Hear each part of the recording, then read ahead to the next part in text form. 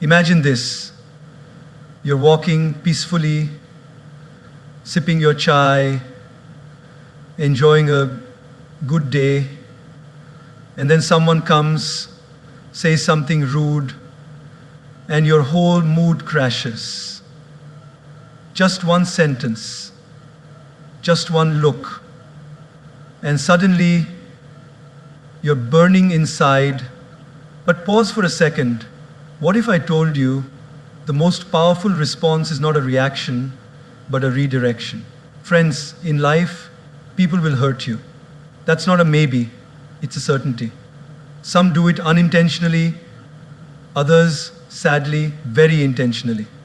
But how you respond will shape not just your relationships, but your character, your peace, and your future.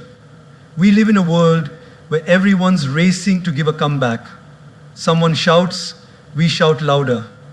Someone disrespects us, we plan revenge. But the truth is, when someone hurts you, don't react instantly. Just do this. Pause, breathe, and respond consciously. Let me share a little story. A monk once asked his teacher, "How do I know when I've truly grown in wisdom?" The teacher smiled and said, "When someone insults you and you don't feel the need to prove them wrong." Wow, that hit me. Because isn't that what maturity really is? It's not about how sharp your tongue is. It's about how still your heart remains when chaos surrounds you. Life will give you many opportunities to react. But the wise ones, they learn to respond. So next time someone hurts you, before you react, take a pause, breathe, observe, and choose your response. You're not just preserving your peace, you're building your power. Let them throw words, you throw wisdom. Let them bring chaos, you bring calm. Let them try to shake you, you stand still like a mountain. Because when you master your reaction, you master your life.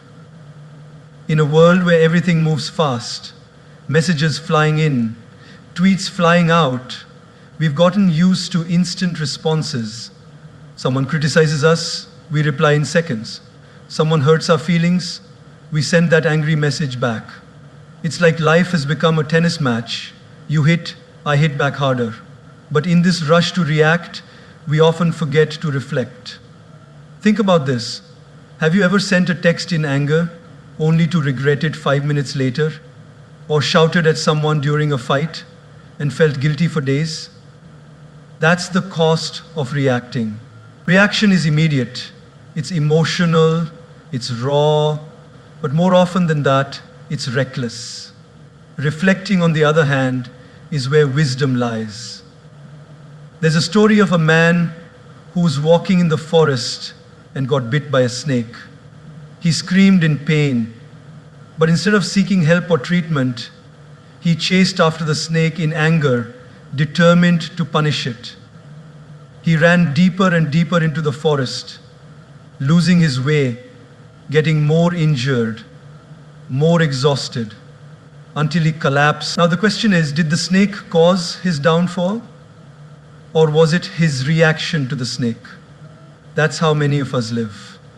Someone says something to us, a rude comment, a sarcastic jab, or just a look, and we chase after the pain with our reaction. We carry it with us all day, sometimes all week. We go home and tell everyone how hurt we are. We post about it. We replay it in our mind like a movie stuck on loop.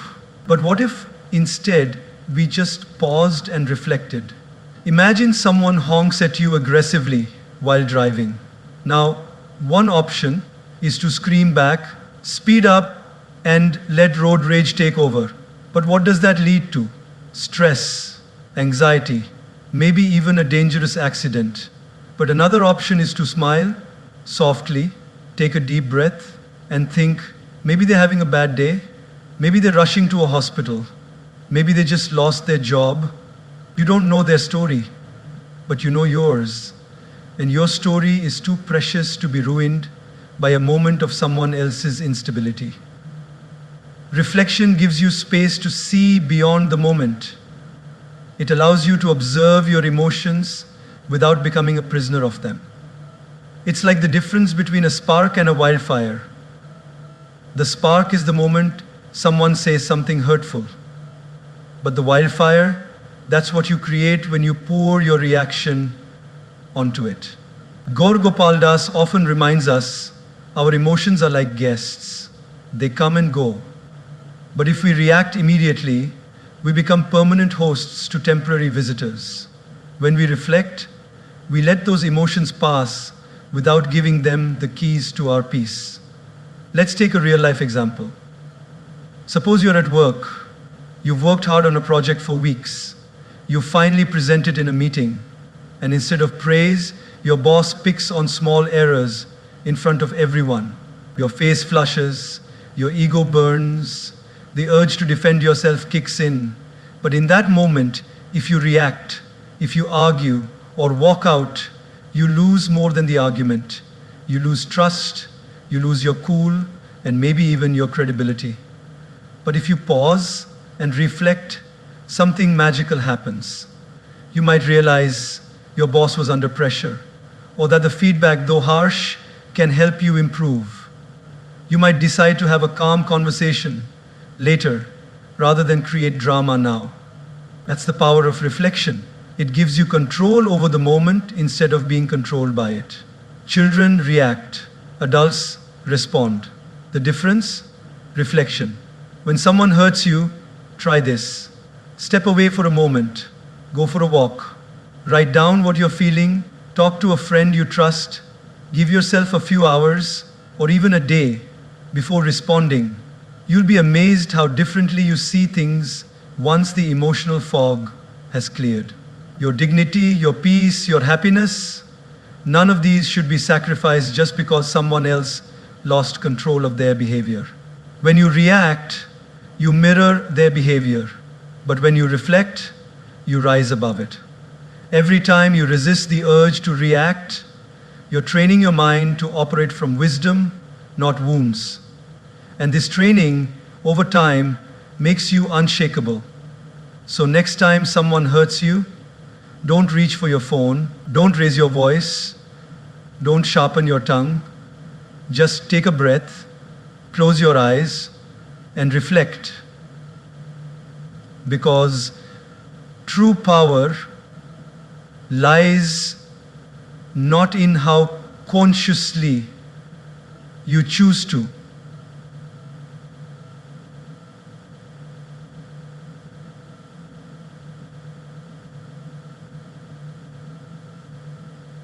Don't raise your voice. Don't sharpen your tongue.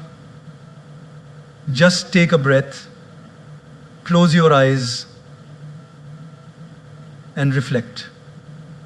Because true power lies not in how quickly you react to everything, but in how you first take a deep breath.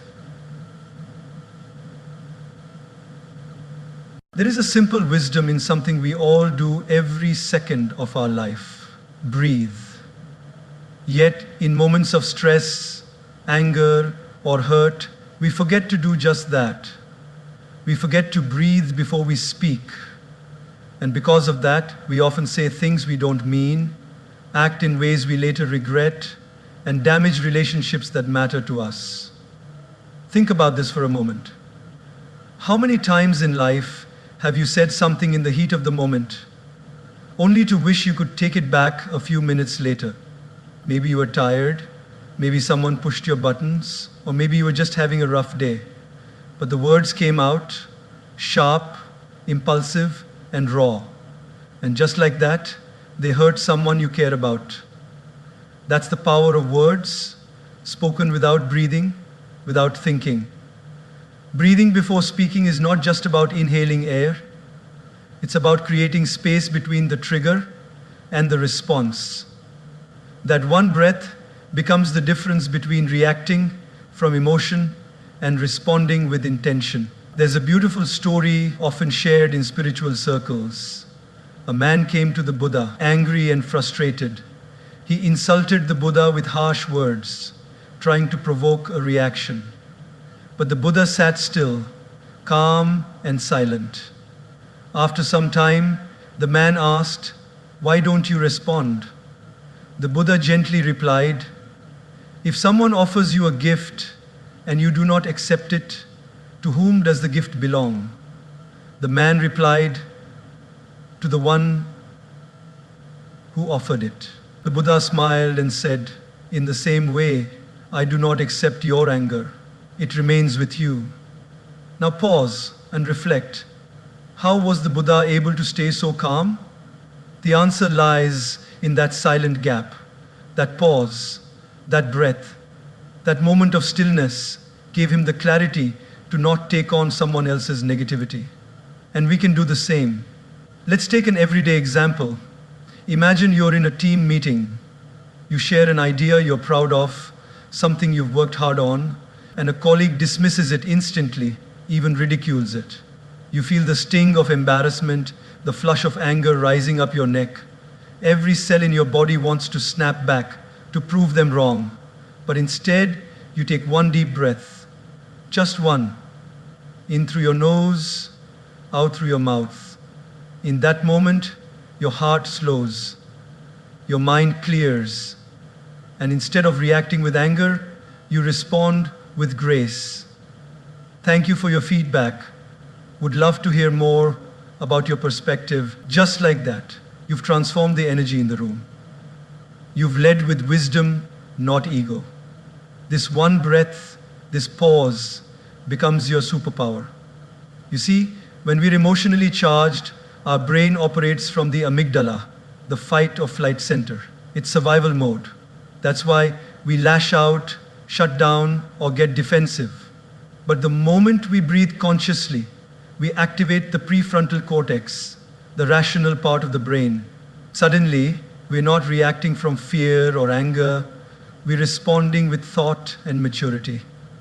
Gaur Gopal often says, if you can control your breath, you can control your life. And it's true. The breath is the bridge between your mind and your emotions. It's the invisible thread that ties your inner world to your outer actions. Let's take another example. Picture a parent who just got home after a long, exhausting day. The house is a mess, the kids are shouting, and one of them spills juice all over the floor. The parent is at the edge of snapping. But they stop. They close their eyes, take a deep breath, and count to 5. Suddenly, they see things differently. They see the laughter of their child, the innocence in the mistake, and instead of yelling, they kneel down, clean the mess, and turn it into a moment of connection. That breath saved the moment. That breath protected the relationship. So often, what we need is not more words, but more space between our words, more silence between our emotions, more breath between our impulses.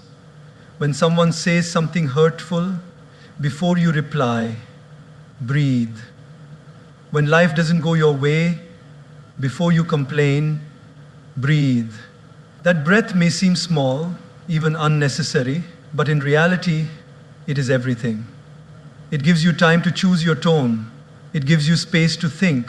And most importantly, it gives you the power to stay in control of yourself. Words once spoken cannot be unsaid, but words delayed through breath can be transformed. And often, silence says more than speech ever could. So let breathing become your daily practice. Before that meeting, take a breath. Before that tough conversation, take a breath. Before hitting send on that angry text, pause and breathe. You'll be amazed how much peace and power you find in just a few seconds of stillness. Because those who master their breath, master their emotions. and those who master their emotions master their lives.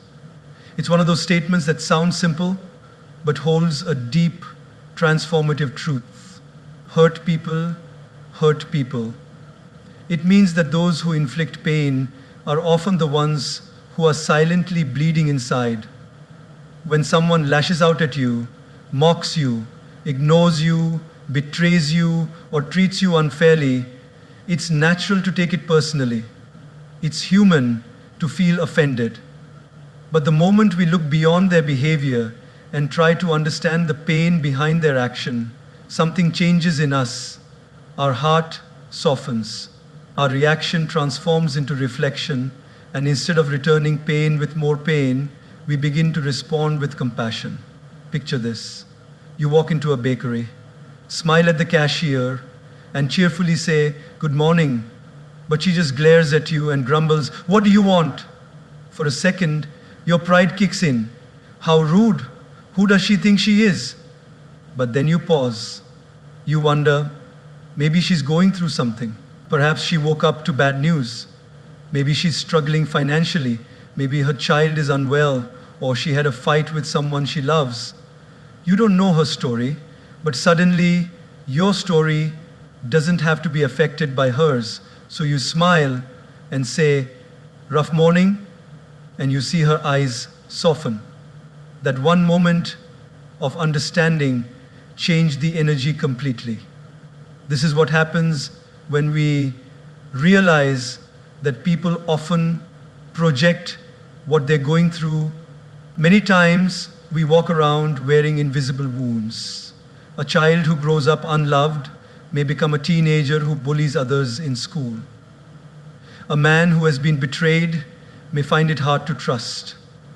A woman who was constantly criticized might speak harshly, not out of strength, but fear. What seems like arrogance, rudeness, or coldness is often a mask for someone who has been hurt deeply and doesn't know how to deal with it. There's a touching story about a man who always seemed bitter. He was the kind who never smiled, never spoke kindly, and always found something to complain about. People avoided him. One day, a new neighbor moved in, a woman full of positivity and warmth. Instead of reacting to his bitterness, she began greeting him every day with kindness. She would say good morning, share small gifts like fruits or flowers, and always smiled no matter how grumpy he looked. Weeks passed. Slowly, the man started changing. One day, he finally said, "No one's ever been this kind to me without expecting anything. Thank you." Later, she discovered he had lost his wife and son in a tragic accident and had been living in silent grief ever since. His rudeness wasn't really about the world, it was about his own pain. Now, apply this to your own life. Maybe there's a colleague who constantly criticizes you, a friend who suddenly distance themselves, a family member who often finds faults in everything you do. Instead of letting their pain turn into your pain, step back and ask, what might they be going through? That question opens a door in your heart, not to excuse their behavior, but to understand it. And that understanding becomes your strength. This doesn't mean you should tolerate toxic behavior or allow people to disrespect you. Setting boundaries is important. But when your heart carries compassion instead of resentment, you protect yourself from becoming what hurt you.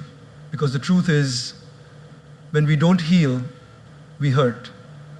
And sometimes that hurt is not even ours to carry. It gets passed down, like an emotional inheritance. You see, a person who is at peace within will never go out and damage someone else's peace. A person who feels truly loved will never intentionally make someone feel unloved.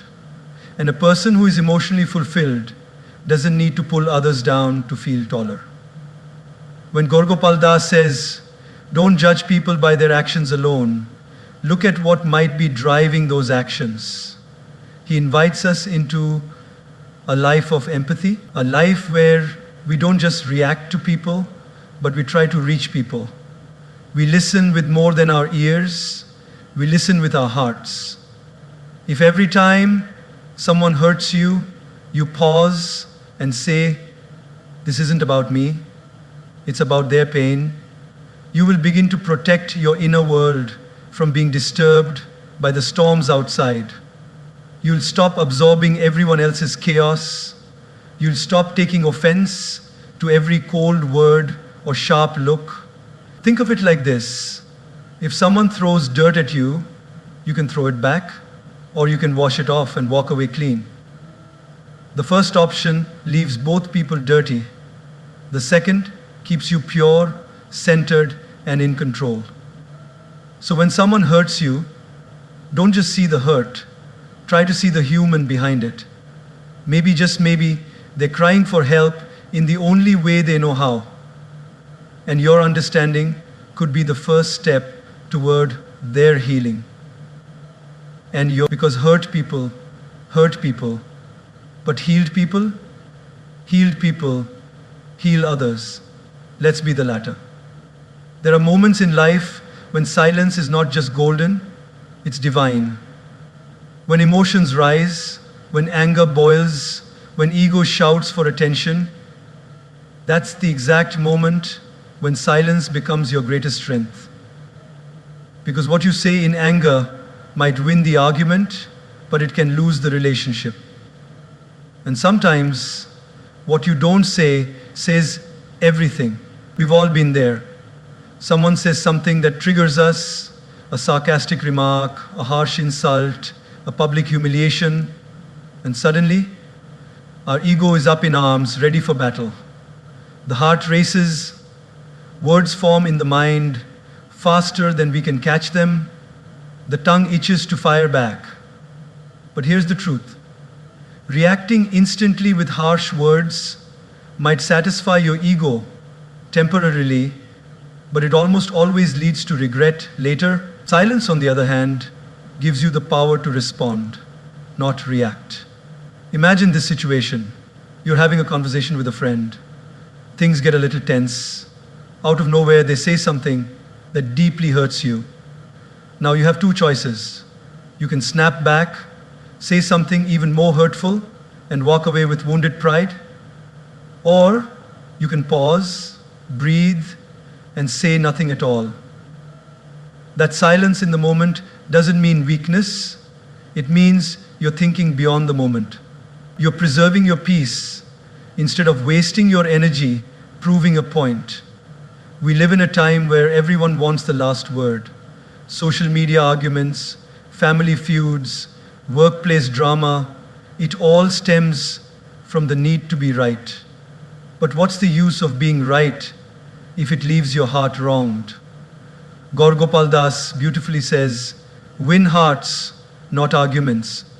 And sometimes the way to win a heart is to simply stay silent when your mind wants to speak the loudest. Let me give you an example from everyday life.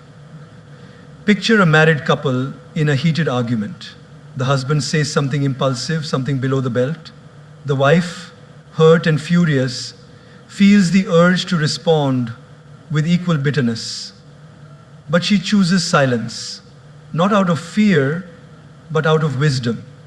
She walks away, takes time to cool off, and later, when both are calm, she expresses her feelings in a gentle yet firm way. That silence didn't break the bond, it protected it. That silence wasn't defeat, it was emotional intelligence in action. Silence allows space for healing. It gives your mind a chance to process and your heart a moment to soften. When we respond immediately, we respond from emotion. But when we allow silence, we respond from wisdom. Have you ever noticed that the most composed people in your life are the ones who don't talk too much during conflict? They don't rush to defend themselves. They don't blurt out insults. They just stay calm. And somehow, that silence makes them more powerful, not less. There's a story of a man who was known for his patience and calm demeanor.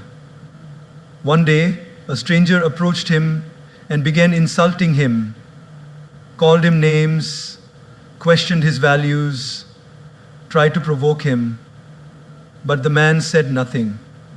He just smiled and walked away. Later, someone asked, "Why didn't you respond? Didn't that hurt your pride?" The man replied, "If someone offers you garbage and you don't accept it, where does the garbage stay? With them." That's the beauty of silence. It doesn't mean you're okay with being disrespected. It means you're wise enough to know which battles are worth fighting, and most aren't. You don't need to participate in every drama. You don't need to clap back at every insult. You don't need to lower your vibration just because someone else chose to lower theirs. Think about this. When you light a candle and the wind blows, what do? You protect the flame. You shield it gently. You don't yell at the wind. Your peace, your inner calm is that flame. And when people throw wind at you, criticism, insults, negativity, you don't protect your peace by screaming louder. You protect your peace